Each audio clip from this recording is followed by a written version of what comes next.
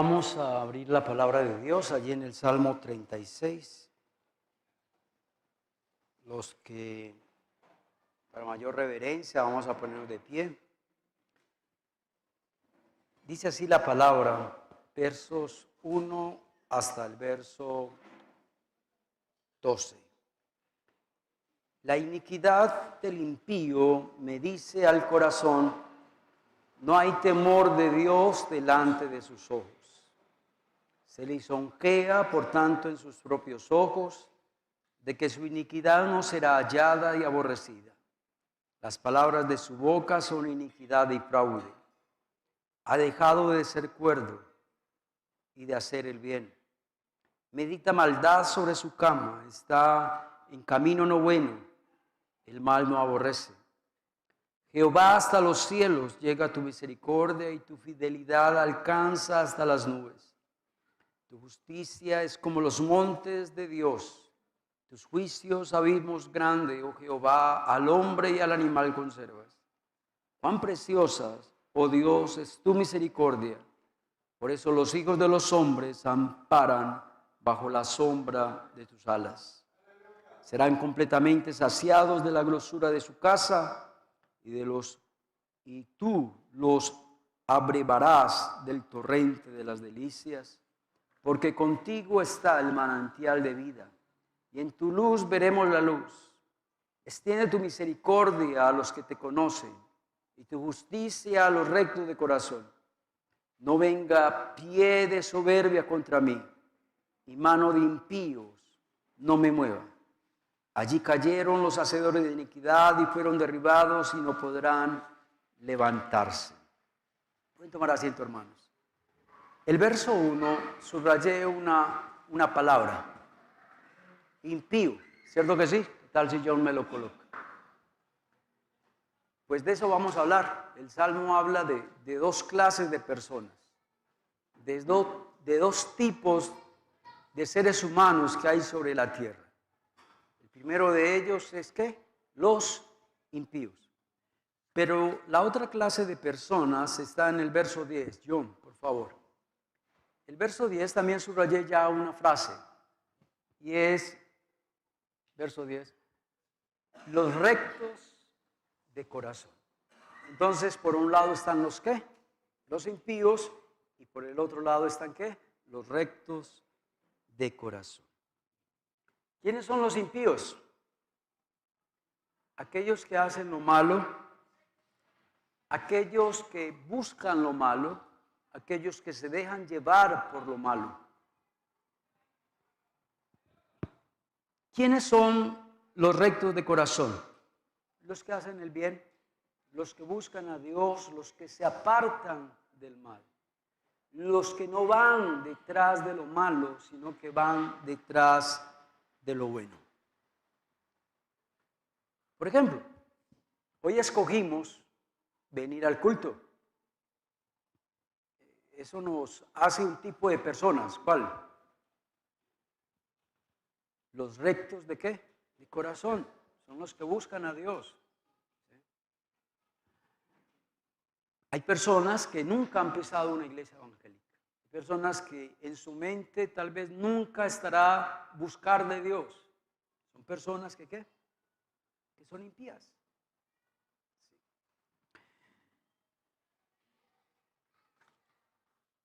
El Salmo habla de esas dos clases de personas, de esas dos clases de naturalezas. Recuerde que nosotros, los seres humanos en sí, tenemos una naturaleza caída, pero aunque tenemos una naturaleza caída, tratamos de levantarnos, tratamos de buscar de Dios, tratamos de apartarnos de los caminos de Dios. Todos los días nos alimentamos de las cosas de Dios. En cambio, hay personas que aunque tienen la naturaleza caída, se dejan llevar por el pecado, descuidan las cosas de Dios, no le prestan atención a Dios.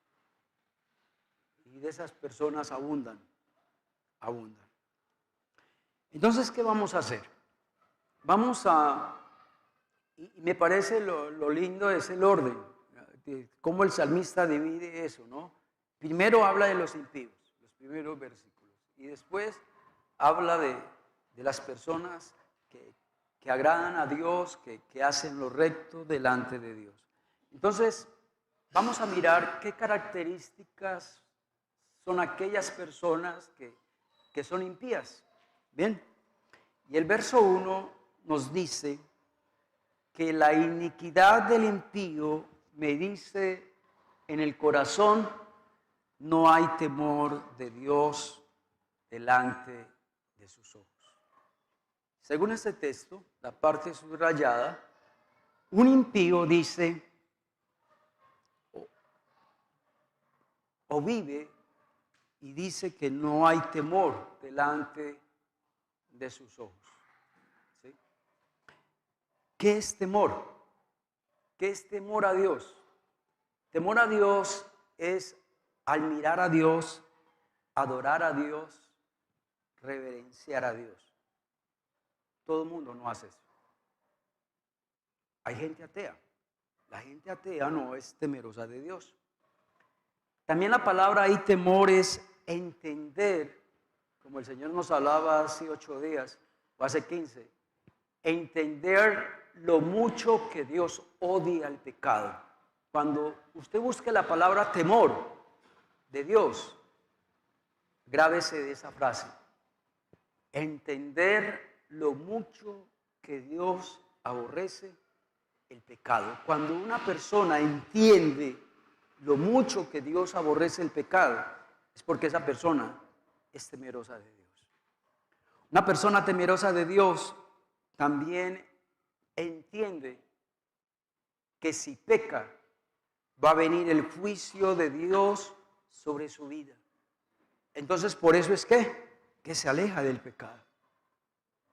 De pronto ese concepto de temor de Dios lo tenemos bien claro, aquel que se aleja, ¿cierto?, del pecado, es una persona temerosa de Dios. Pero mire lo que acabé de decir. Temor a Dios es entender que si peco, viene el juicio de Dios, ¿qué?, sobre mi vida. Temor a Dios es obedecerle, obedecer su palabra. Temor a Dios es someterme a esta palabra. Temor a Dios es amar lo bueno, aborrecer lo malo. Temor a Dios es agradar a Dios en todo lo que hacemos. Pero no sé si se acuerdan también de la definición de hace 8 días que también la di sobre el temor a Dios. Temor a Dios es sabiduría. ¿Se acuerdan de Proverbios 1? Donde dice que el principio de la sabiduría, ¿qué? Es el temor a Jehová. Quiere decir que una persona temerosa de Dios es sabia. Y la palabra ahí, sabiduría, significa ser precavido y evitar.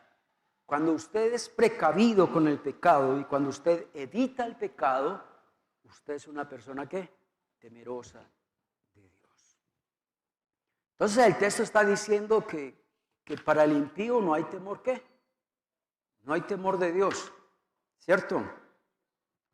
Pero, déjeme la frase ahí, pero mire la primera frase, que no subrayé. Leámosla, dice, la iniquidad del impío me dice al corazón. ¿Qué entiende usted por esa frase? ¿Sabe qué significa esa frase? Que los pecados de los hombres tienen voz. ¿Cómo así? ¿Con qué se come eso? Cuando usted ve a una persona borracha, esa persona sin abrir su boca ya nos está diciendo a nosotros que no es temerosa de Dios. Cuando usted ve que un hombre le es infiel a su esposa, o cuando usted ve que una persona mata a otra, esa persona, sin usted conocerla, usted ya sabe que esa persona te está diciendo a ti que esa persona no es temerosa de Dios. Vuelvo y repito, los pecados de los hombres tienen voz. No hay que abrir la boca, solo con ver pecar a alguien, nos está diciendo que esa persona, ¿qué? No es temerosa de Dios.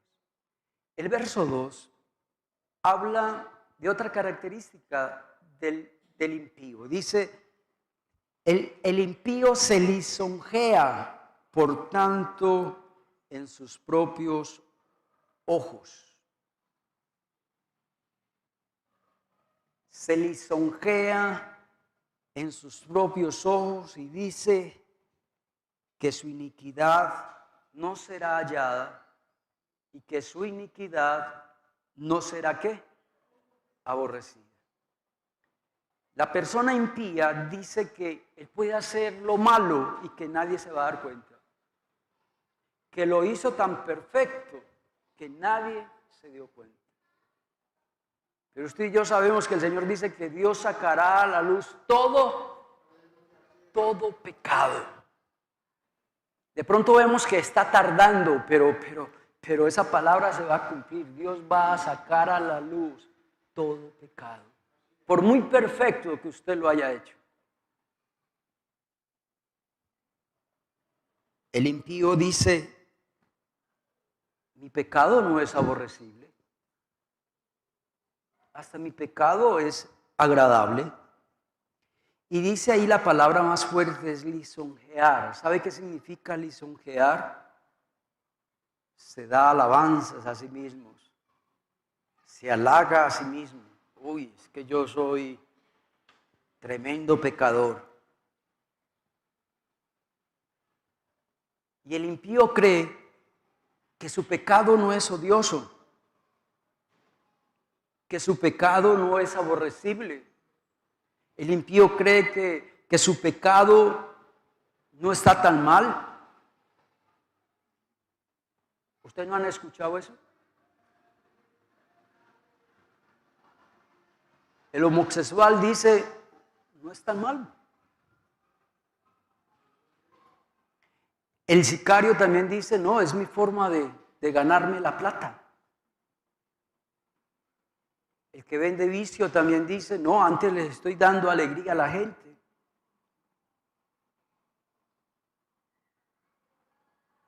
Los que tienen maquinitas, juegos de azar, dicen, no, antes les estoy alegrando la vida a la gente, lo estoy divirtiendo. Hay gente que cree que no es tan mal ese pecado que están haciendo. Dígame, ¿eso es verdad o no? La tercera característica de un impío, según el salmista, acá está en el verso 3. Las palabras de su boca son iniquidad y fraude. Pilas esas dos palabras, van juntas. Iniquidad y fraude.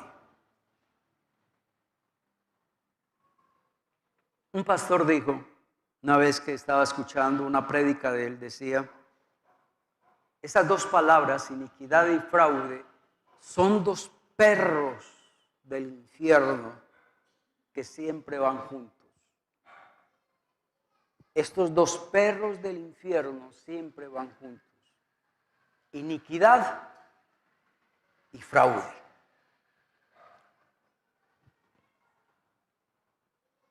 Si la iniquidad no logra su objetivo, entonces aparece ¿qué?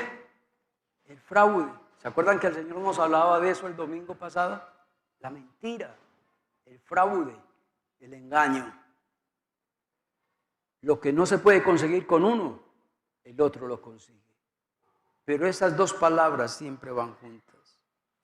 Si la iniquidad no se consigue de manera abierta, que todo mundo se dé cuenta, entonces aparece el engaño con sus artimañas, con sus mentiras, para poder lograr una iniquidad. Dígame, ¿qué hace el hombre coqueto? El hombre mujeriego, ¿qué hace? ¿Tiene en mente qué? Hacer una iniquidad. Pero como no puede lograr su objetivo de iniquidad, entonces utiliza ¿qué? El fraude, el engaño. Y entonces el hombre le va diciendo a la niña, cómo eres de linda, cómo estás de hermosa, cómo te queda de bien esa ropa. Uy, qué sonrisa tan linda. Y mentiras que es una sonrisa fea, pero el hombre dice que es linda porque quiere utilizar el engaño, el fraude, para lograr ¿qué? Un objetivo. ¿Se acuerdan también que el Señor nos habló de eso acerca de Daniel? ¿Se acuerdan? Cómo los políticos de ese entonces miraron la hoja de vida de Daniel en 70 años como político y nunca se le dio a él nada para acusarle. Entonces, ¿qué? Se inventaron algo. Ahí viene, ¿qué? El fraude. Ahí viene el engaño.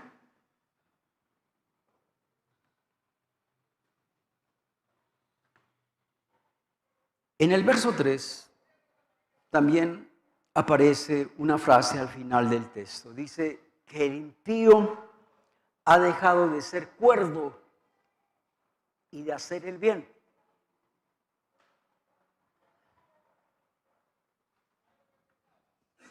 ¿Es verdad eso, no? Que el pecado nos hace perder ¿qué? La razón. El pecado nos hace perder ¿qué? El buen juicio. El pecado nos hace perder la sensatez. Voy a dar varios ejemplos. Usted no ha visto hombres que dejan a sus propios hijos y sus propios hijos aguantan hambre porque los dejó, los abandonó, para irse detrás de otra mujer que tiene hijos que no son de él. Pero él trabaja bien duro para darle de comer ¿a quién? A unos hijos que no son de él. ¿Qué es eso? ¿Eso es perder qué? No, yo no, eso estamos ahí, estamos en el otro. En el punto 4 estamos. Con razón los hermanos me estaban mirando al páramo. Verso. No, ahí no. Ah, entonces déjelo ahí, entonces no lo coloque. Vuélvete atrás, por favor. Eso, ahí. Ha dejado de ser cuerdo. ¿Cierto que eso es uno dejar de ser cuerdo, no? Dejar de que sus hijos aguanten hambre, pero estoy alimentando a unos hijos que no son míos. Eso no es ser cuerdo. Eso es de locos. Eso es de locos.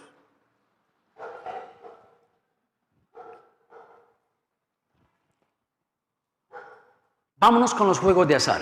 Yo creo que los juegos de azar es la cosa más tonta que hay sobre la tierra. Y la gente no se ha dado cuenta. ¿A usted no le han dicho que esas maquinitas están programadas para que usted pierda? Por ejemplo, un botón. Mira, trabajas toda una semana para echárselos a las maquinitas y nunca ganas. Nunca has ganado. O si ganas es una miseria. ¿Cierto que eso es no ser cuerdo? Eso no es ser cuerdo. Estás loco.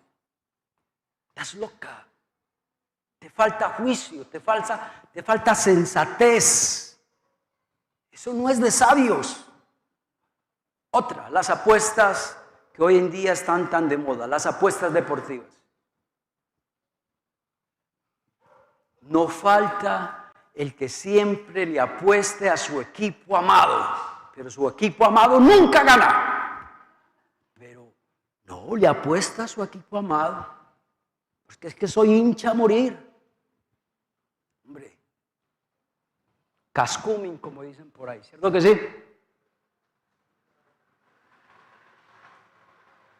El pecado lo vuelve a uno falta de juicio, falta de sensatez, no lo pone a uno cuerdo.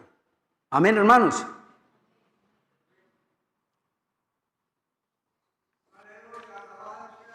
El verso 4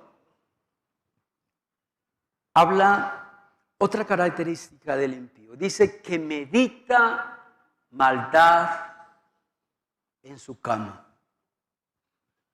Medita maldad sobre su cama.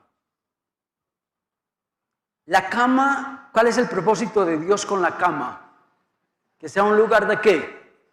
De descanso. Después de usted un día de trabajo, la cama es para descansar. Pero muchos han utilizado la cama como un lugar para maquinar el pecado. Planean en la cama la forma como van a pecar al otro día.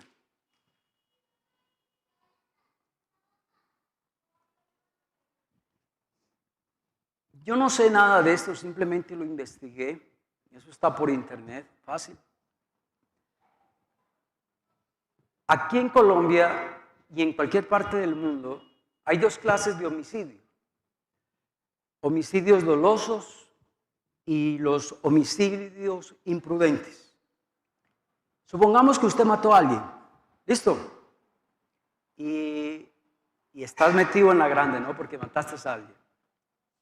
Y estás ante el juez, estás ante los abogados, ante el fiscal. Pero hay esas dos clases de condenas. Te van a condenar por homicidio doloso o por homicidio imprudente. El homicidio doloso es cuando usted planea el homicidio. ¿Me hago entender? Cuando usted planea el homicidio. Cuando usted lleva aquí el revólver, cuando usted sabe que a tales horas Julano va a pasar por ahí, eso es homicidio doloso. Pero hay un homicidio imprudente que es en un momento de rabia, en un momento de imprudencia, mataste a alguien. Puede ser en un carro, una forma imprudente, mataste a alguien. Pero mira, el homicidio imprudente da de 1 a 4 años de cárcel, mientras que el homicidio doloso da de 10 a 15 años y hasta más. ¿Qué enseñanza traemos de ahí? Que cuando usted planea el pecado, eso es más grave. Y ante los ojos de Dios eso es más grave que el pecado te coja fuera de base y peques. Ya es muy distinto que usted haya planeado todo desde el día anterior, la forma como usted va a pecar.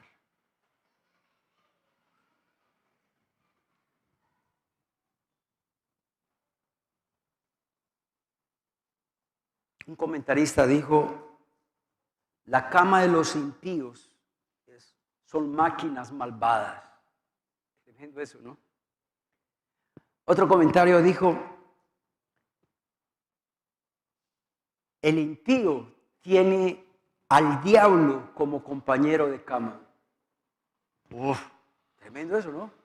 El impío tiene al diablo como compañero de cama. Porque no crea que Dios es tu compañero cuando usted planea pecar. Amén, hermanos. Otra característica está en el verso 4. Dice que el impío, aunque él no se dé cuenta, aunque él lo diga a boca abierta de que su pecado es bueno, o que su pecado no es tan malo, Dios desde lo alto te está diciendo por medio de la palabra de Dios que tu camino no es bueno. Tu camino no es bueno. Por más que lo quieras embellecer el pecado, el camino del pecado no es bueno. ¿Cierto que hay personas así? Que lo que yo hago no es tan malo. Todo el mundo lo hace. Y empiezan a excusar y a sacar es que la belleza del pecado que hacen. Y por más que usted trate de esculcar y ponerle belleza y maquillar el pecado, usted nunca le va a encontrar al pecado, ¿qué? Algo bueno. El pecado siempre va a ser algo malo ante los ojos de Dios.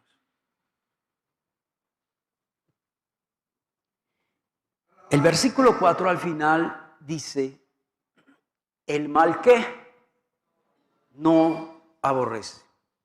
Cuando yo estaba preparando este estudio y me encontré con esta frase, se me venía a mi mente me hice esta pregunta. ¿Habrán personas que odian el pecado? ¿Uno se alcanzará en la vida a odiar el pecado?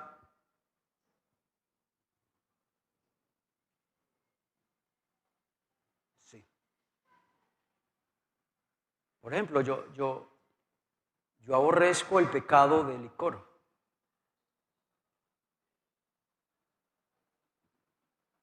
Yo aborrezco el pecado de la traición. Yo aborrezco el pecado de la deslealtad. Yo aborrezco el pecado de la ingratitud. Hay pecados que uno odia. Y es allá donde usted y yo tenemos que llegar. Odiar el pecado. Aborrecer el pecado. Ahí la palabra aborrecer, me gustó la definición. No es tanto aborrecer como nosotros creemos que es aborrecer, ¿no? Perdonen ahí el trabalenguas. Pero la palabra ahí aborrecer es alejarme del pecado. Cuando usted se aleja del pecado, usted lo está aborreciendo. Aborrecer el pecado es cuando usted no hace ningún intento de apartarse de ese pecado. Cuando usted no hace ningún intento de apartarse de ese pecado es porque usted ama ese pecado. Sí. Cuando usted persiste en ese pecado es porque usted todavía ¿qué? Lo ama. Cuando usted le dice no al pecado, sino que sigue en ese pecado es porque usted todavía no lo aborrece. Cuando usted todavía comete pecado y lo disfruta, es porque usted todavía ¿qué? No lo aborrece.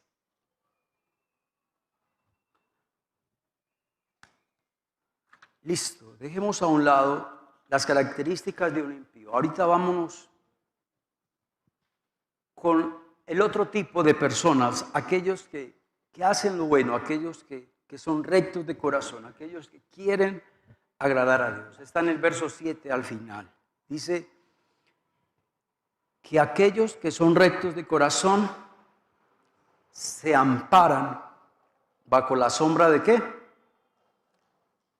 De tus alas. Ahí aparece una metáfora. La palabra metáfora es una comparación, pero en sí Dios no tiene alas. ¿Me hago entender? Dios no tiene alas. ¿Sí? Pero es una metáfora que significa la protección de Dios ¿para quién? Para con sus hijos. ¿Cierto? Y siempre se le viene a la mente a uno cuando una gallina cubre con sus alas a sus polluelos cuando están en peligro. Yo creo que todos hemos estado una u otra vez, alguna vez en el campo y hemos visto esa escena de cuando una gallina detecta peligro, ella llama a sus polluelos y ella abre sus alas y las esconde debajo de sus alas. Es eso lo que Dios nos quiere decir acá, que un hijo de Dios acampa bajo las sombras de las alas de Dios. Las alas, la sombra de las alas significa refugio. Quiere decir que Dios es nuestro ¿qué? Nuestro refugio. La sombra de las alas de Dios significan protección. Un lugar donde los hijos de Dios vamos a estar tranquilos, donde vamos a estar seguros. Estar bajo la sombra de las alas de Dios es un lugar de seguridad. Significa que Dios es el único que nos puede salvar. Yo no sé si usted se ha encontrado algún día en su vida y ha sacado esa conclusión. El único que me salva acá es Dios, nadie más. Que ni el chapulín colorado es capaz de salvar. El único que me puede salvar es Dios. Qué lindo saber de que nosotros los hijos de Dios podemos estar amparados bajo las sombras de las alas de Dios. El verso 8 dice que aquellos que son hijos de Dios, aquellos que son temerosos de Dios, serán completamente saciados de la grosura de su casa. Ahí está hablando grosura y también está hablando de su casa. ¿Cuál será su casa? ¿Cuál será la casa de Dios? Este lugar. Este lugar es la casa de Dios. Amén. Este lugar es el santuario. Este lugar es la casa de Dios. Y dice que los hijos de Dios serán completamente saciados. Hermosa esa palabra.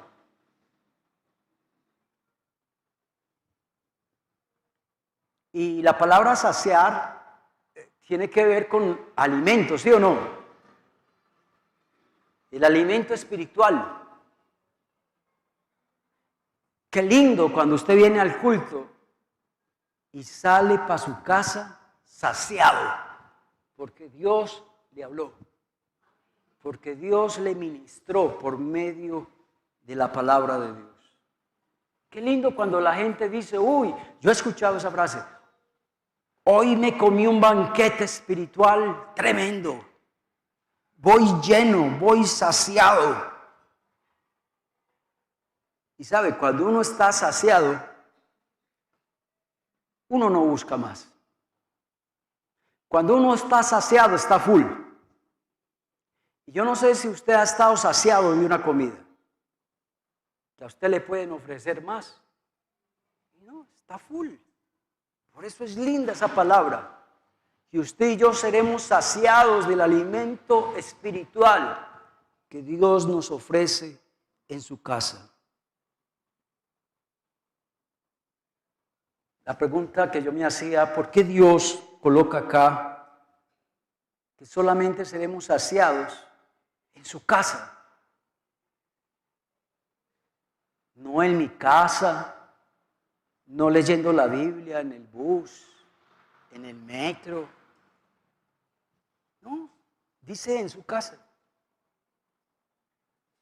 Y esto no lo inventamos los pastores. Es que este texto existe en la Biblia. Pero hay hermanos que optan mejor de no venir al culto. Toman la decisión mejor de verse en el culto por las redes sociales. Le cuento que no es lo mismo. Dios dice que seremos saciados, ¿pero en dónde? En su casa. Y gracias a Dios que no es John Darío el que está diciendo eso, sino que es Dios quien nos está hablando por medio de su palabra. Y ya para terminar, el verso 10 dice que a los rectos de corazón, a aquellos que son temerosos de Dios, a aquellos que son hijos de Dios, dice que Dios extiende su misericordia a los que te conocen. Busqué la palabra misericordia y significa eso. ¿Qué está diciendo el texto? Que Dios extiende su misericordia a sus hijos que le conocen. Primero está diciendo que la misericordia de Dios no es para quién, que no es para todo el mundo, que la misericordia de Dios es solo para quienes, para los que le conocen. La misericordia de Dios es solo para los que le conocen. ¿Y qué significa misericordia? Bondad. ¿Qué significa misericordia? Amor. ¿Qué significa misericordia? Benevolencia. La palabra benevolencia significa buena voluntad, afecto. ¿Qué significa misericordia? Bendición, clemencia, consolación, favor de Dios, fidelidad. Todo eso significa la palabra misericordia. Pero la misericordia de Dios no es para todo el mundo. Solo para los que le conocen. ¿Ya ven lo importante de uno conocer a Dios? ¿Ya ven lo importante de uno buscar a Dios? Vamos a tener que su misericordia. ¿Qué tal si nos ponemos de pie? Vamos a orar. Dios, gracias por tu palabra. Gracias, Dios, por este salmo tan hermoso. Gracias porque yo personalmente he aprendido mucho y aprendí mucho de este salmo. Y no quise resaltar 3 frases o 2 textos nomás del salmo, no quise casi coger todo el salmo, porque todo el salmo es una riqueza, todo el salmo es una enseñanza maravillosa para nosotros.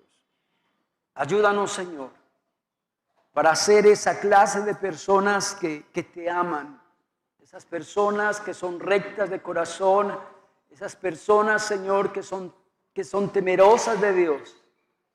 Ayúdanos, Señor, a no comportarnos como impíos, a no ser impíos. Y oro, Dios, por si alguien nos visita hoy en esta noche. Oro, Dios, para que la palabra tuya, oh Dios, le haya hablado. Y oro, Señor, para que él pueda entregar su vida al Señor, para que él pueda reconciliarse con el Señor, para que él pueda tener la misericordia de Dios sobre su vida, para que él experimente lo que es estar bajo la sombra de las alas de Dios, tener su protección, su dirección, su refugio. Dios, llévanos en paz y en bendición a nuestros hogares, en el nombre de Jesús. Amén y amén. Dios los bendiga, hermanos. Que estén bien.